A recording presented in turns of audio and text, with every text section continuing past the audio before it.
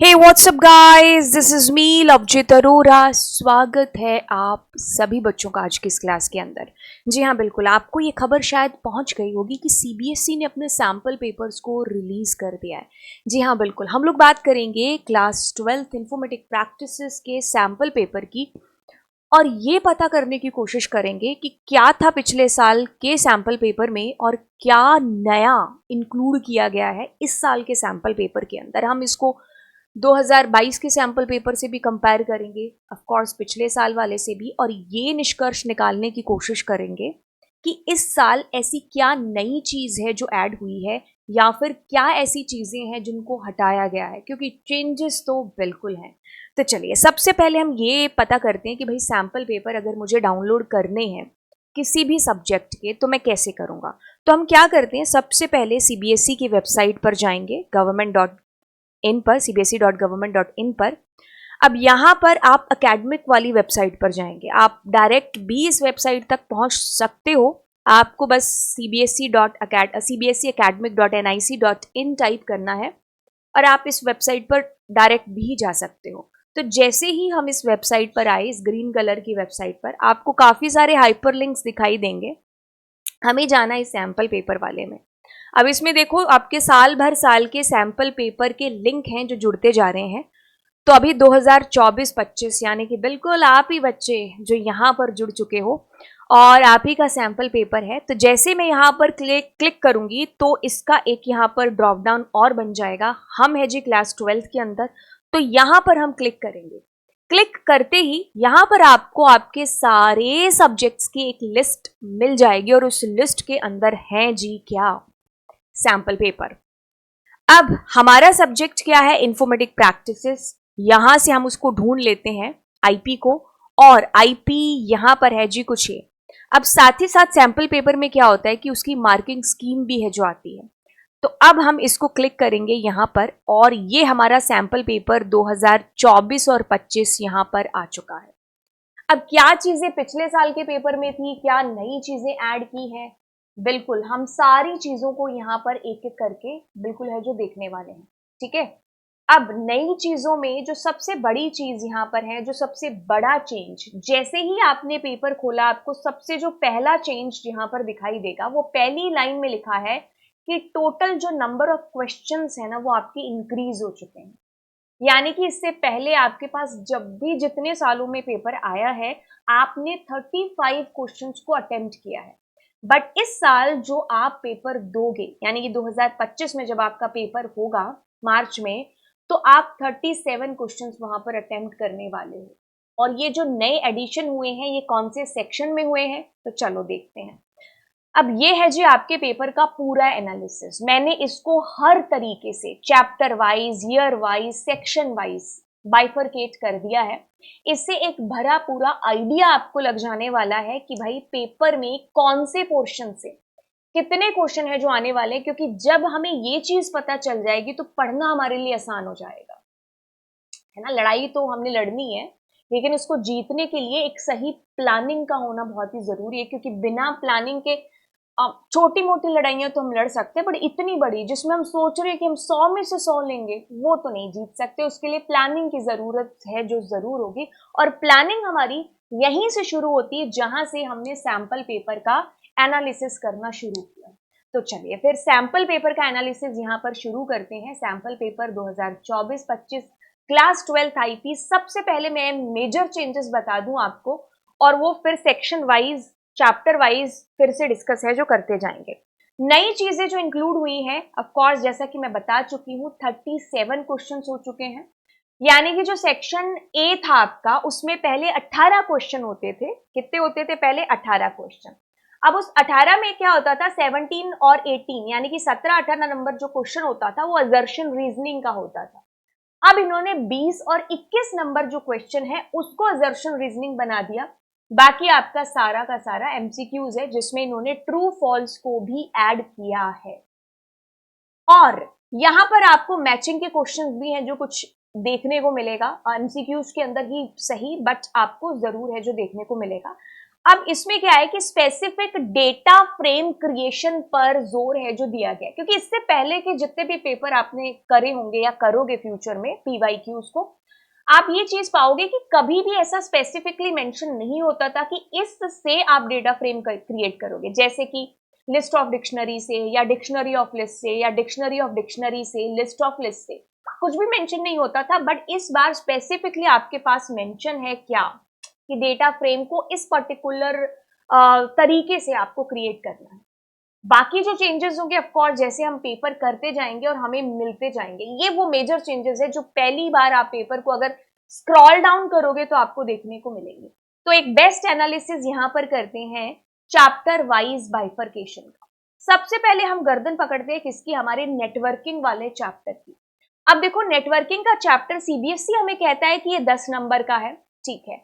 अब 10 नंबर का जो पेपर मतलब जो हमारा मार्क्स डिस्ट्रीब्यूशन रखा है सीबीएसई ने, अब 10 नंबर कैसे हमारे सैंपल पेपर के अंदर डिस्ट्रीब्यूट हुए हैं उनको जरा देखते हैं। देखो छोटे क्वेश्चंस के अंदर इसने आपको एमसीक्यूज में सिर्फ 3 क्वेश्चन रखे, फिर जो एक लिखने वाला क्वेश्चन आता है जिसको हम थ्योरी क्वेश्चन कहते हैं, जैसे आपसे पूछ लिया गेटवे के बारे में, आपसे बस टोपोलॉजी और स्टार टोपोलॉजी में डिफरेंस पूछ लिया, या उनके एडवांटेज डिसएडवांटेज पूछ लिए, स्टैटिक और डायनामिक वेब पेज में डिफरेंस पूछ लिया, आपसे किसी जैसे मॉडेम के बारे में आपसे पूछ लिया, उसकी फुल फॉर्म के साथ साथ उसकी वर्किंग आपसे पूछ ली, रूटर की वर्किंग आपसे पूछ ली। तो ऐसे क्वेश्चंस जिसमें वेबसाइट वेब ये सारे जो आपके चैप्टर थे आपने कभी थ्योरी के अंदर पढ़े होंगे या पढ़ोगे फ्यूचर में या पढ़ रहे होंगे भी, तो उनसे आपको एक क्वेश्चन है जो थ्योरी वाला आता है, ठीक है। फिर आपका आता है कौन सा, सेक्शन ई, जिसमें आपको पता है कि एक क्वेश्चन आपका केस स्टडी बेस होता ही होता है, ठीक है। तो बस वो 5 नंबर का प्रश्न हमें करना है। तो यानी कि ये 10 नंबर एमसीक्यूज, थ्योरी वाला क्वेश्चन एंड आपका जो केस स्टडी बेस्ड है लास्ट सेक्शन ई का, उसमें बन जाएंगे। ओके, फिर हम आते हैं हमारे सीक्वल के चैप्टर पर। एसक्यूएल के अंदर आपको सेक्शन ए में छोटे क्वेश्चंस दे रखे हैं, 6 क्वेश्चन है जो आपको दे रखे हैं एमसीक्यूज के। फिर आपको लिखने के लिए क्वेश्चन है, जैसे प्राइमरी की डेफिनेशन लिख दो, या मैं अभी पेपर जब देखेंगे तब हमें पता चल जाएगा कि कौन सा क्वेश्चन आया है हमें, बट मैं आपको बता रही हूँ कि इसमें थ्योरी आपका बेस है जो सेक्शन बी के अंदर रखा गया है। अगर मान लीजिए आपसे आ जाता है डीडीएल डीएमएल के बीच में डिफरेंस, ऑल्टर अपडेट के बीच में डिफरेंस, तो ऐसा क्वेश्चन आपके पास में बेसिकली देखने को मिलेगा। सेक्शन सी की बात करें तो सेक्शन सी में भी आपको प्रैक्टिकल क्वेश्चन देखने को मिलेंगे। सेक्शन डी है आपके पास में, सेक्शन ई है आपके पास में। अब इसमें क्या है कि जब आप पेपर को एक बार खोलोगे ना तो आप एक चीज पाओगे जिसको मैं अंडरलाइन कर रही हूँ, इसमें लिखा हुआ केस स्टडी टाइप क्वेश्चन, यानी कि सेक्शन डी को इसने अपनी तरफ से केस स्टडी बेस्ड का नाम देकर, मतलब आज तक जितनी बार भी सैंपल पेपर रिलीज किया कभी ये शब्द इस्तेमाल नहीं हुआ पेपर के अंदर। स्पेसिफिकली जब हम सेक्शंस को देखते हैं उस टाइम पर केस स्टडी बेस्ड क्वेश्चंस ऐसा नहीं लिखा गया था पहले पेपर्स के अंदर, मतलब सैंपल पेपर्स के अंदर, बट इस बार स्पेसिफिकली इट्स मेंशन्ड। ओके, फिर आपके पास में आता है सेक्शन ई। सेक्शन ई में वही बड़ा क्वेश्चन जो हमेशा चलता रहता था, 25 क्वेश्चन बोला था सीबीएसई ने बाइफरकेट करने के लिए, तो वैसे ही 25 क्वेश्चन ही 25 नंबर, तो 25 नंबर जैसे बोला था बाइफरकेट करने के लिए वैसे ही बाइफरकेट हुए हैं, और 12 क्वेश्चन आपको टोटल देखने को मिलेंगे अपने पेपर के अंदर। सोसाइटल इंपैक्ट पूरा थ्योरी है, 3 आपको छोटे क्वेश्चन यानी कि एमसीक्यूज, जिसमें कभी आपको बड़ा क्वेश्चन आया नहीं है। देन आपको सेक्शन बी छोटा क्वेश्चन है 2 नंबर का लिखने वाला। सेक्शन सी में भी आपको इसी तरीके से एक क्वेश्चन मिलेगा, बस क्योंकि ये थ्योरी है तो अब आपको थ्योरी वाला क्वेश्चन है जो लिखना है। ओके, तो ये एज पर हमारे जो मार्क्स डिस्ट्रीब्यूशन आए थे उसके अकॉर्डिंग ये चैप्टर 10 नंबर का था, बिल्कुल 6 क्वेश्चन इसमें जोड़े गए हैं आपके सैंपल पेपर के अंदर। पैंडास की बात करें तो पैंडास के अंदर, क्योंकि हमारा ये 25 नंबर का सेक्शन है और इसको मैंने 2 हिस्सों में बांटा है, एक पैंडास और दूसरा इसका हिस्सा मैंने बना दिया मैटप्लॉटलिब। अब अगर आप पैंडास के सेक्शन ए की बात करोगे तो हाँ, आपको हर दूसरा या तीसरा क्वेश्चन या तो एसक्यूएल का या पैंडास का देखने को मिलेगा, क्योंकि एसक्यूएल के 6 आ रहे थे, इसके 7 क्वेश्चन आपको एमसीक्यूज में देखने को मिलेंगे। सेक्शन बी के अंदर भी आपको लिखने के लिए क्वेश्चन थ्योरी बेस्ड आए हैं।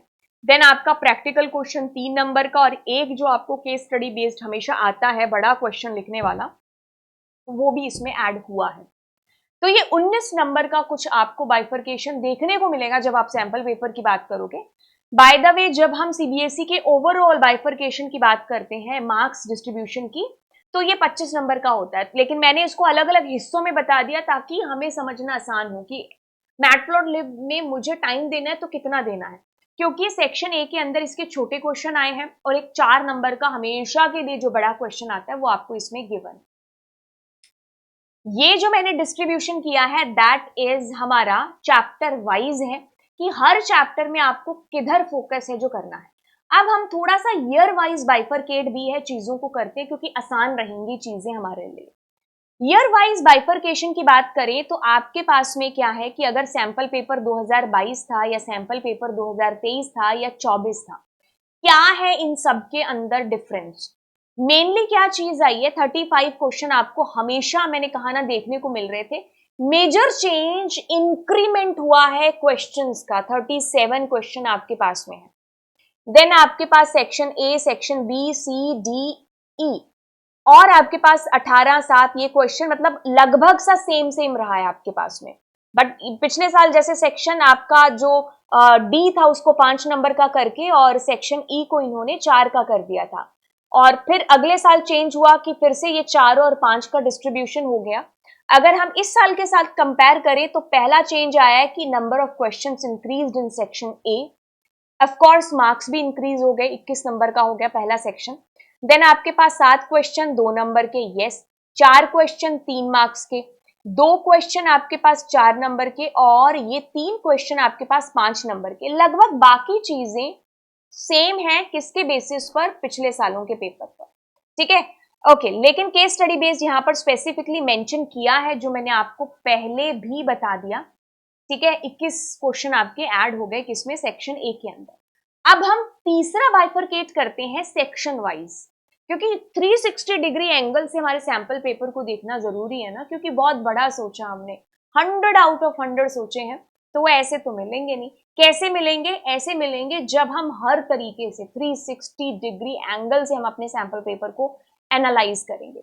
2023 में क्या हुआ था कि सेक्शन ए में आपको pandas, societal and SQL networking से आपको छोटे क्वेश्चन देखने को मिले थे। इस साल भी आपको इन्हीं से देखने को मिले हैं, लेकिन मैटप्लॉटलिब के क्वेश्चंस भी छोटे क्वेश्चंस में ऐड हुए हैं। सेक्शन बी में आपको पैंडा, सोसाइटल इंपैक्ट, नेटवर्किंग, एसक्यूएल, तो यहां पर भी है, बस नंबर ऑफ क्वेश्चंस थोड़े से ऊपर नीचे आपको देखने को मिलेंगे। सेक्शन सी की बात करें तो जो पैंडाज, सोसाइटल इंपैक्ट, एसक्यूएल तो सेम है, लेकिन थोड़े से क्वेश्चंस ऊपर नीचे हैं जो हो गए। इसमें 2 हैं, इसमें 1 था क्वेश्चन, इसमें 2 क्वेश्चन आ गए, तो इस तरीके से आपको क्वेश्चन की जो संख्या है वो थोड़ी सी कम ज्यादा देखने को मिलेगी।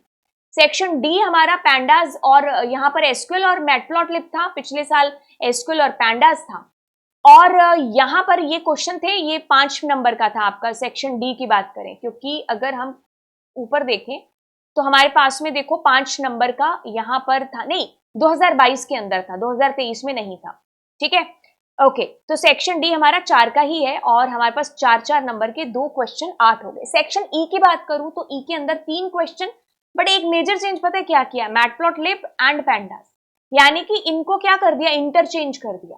पहले इधर मैटप्लॉटलिब आ गया और इधर पैंडास कर दिया, पहले क्या था? इधर पैंडा और इधर मैटप्लॉटलिब, कोई फर्क नहीं पड़ेगा, एक नंबर है। तो आपका इस तरीके से इन्होंने आपका जो सैंपल पेपर है उसको प्लान करके बनाया है, ठीक है।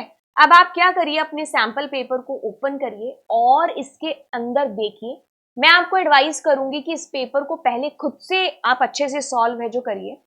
आप इसको खुद से सॉल्व करेंगे, अगर आपका सिलेबस हो गया है तभी आप ये स्टेप उठाओ, क्योंकि अगर आपने सिलेबस नहीं किया है, मान लीजिए आपका जो आपने पैंडाज नहीं पढ़ा अभी तक, सीएसवी फाइल नहीं पढ़ा है, आप इस क्वेश्चन को करने बैठ गए, ऑफ कोर्स आपको इसमें डाउट आएगा, आप डरोगे, आपको लगेगा अरे ऐसा कैसा हो गया कि ऐसा क्वेश्चन आ गया। आप पहले पूरा पढ़ लो, रिवाइज कर लो, तब इसको आप एज ए प्रैक्टिस पेपर के तौर पर आप जरूर है जो रखना, और फिर आप इसको प्रैक्टिस करना, ठीक है। तब तक के लिए आप क्या करो, इसको सेव करके रख लो, और जैसे आपके हर सब्जेक्ट कंप्लीट होते जाएं, आप सैंपल पेपर उनके लगाते जाओ, और जो गलतियां आपने उसमें की हैं तो आपको वो पता चल जाएगा, मेन पेपर के अंदर आपको वो नहीं करना है, ठीक है। मतलब सैंपल पेपर एक तरीके से पेपर से पहले पेपर वाली फीलिंग, तो आपको उस फीलिंग के साथ इस पेपर को अटेम्प्ट करना है। बहुत आसान पेपर है आपका। साथ ही साथ आपकी मार्किंग स्कीम तो दे ही रखी है, बट मैंने जैसे कि आपको एडवाइस किया, मार्किंग स्कीम को आप रेफरेंस पहले खुद करो, उसके बाद देना। ठीक है, तो ये आपका पूरा का पूरा पेपर जो आपने डाउनलोड कर लिया होगा। और चलिए, तो मैंने आपको बता दिया पिछले हर साल से कंपेयर करके, ईयर वाइज, सेक्शन वाइज और चैप्टर वाइज। तो कैसा लगा आपको ये सैंपल पेपर एनालिसिस, नीचे मुझे कमेंट सेक्शन में शेयर करके जरूर बताना। अपने सारे दोस्त जिनके पास में आईपी है, आप सबके साथ इस वीडियो को है जो जरूर शेयर करना, और मेक श्योर कर लेना कि आपने सब्सक्राइब कर दिया और आपके दोस्त ने भी है जो सब्सक्राइब कर दिया चैनल को, क्योंकि चैनल पर आगे हम बहुत अच्छी अच्छी वीडियोस हैं जिनको लेकर के आने वाले हैं, और जो टारगेट रहेंगी आपके 2024 और 25 के एग्जाम को लेकर के। तो चलिए फिर मिलते हैं आपसे नेक्स्ट क्लास के अंदर। So bye bye, God bless you all.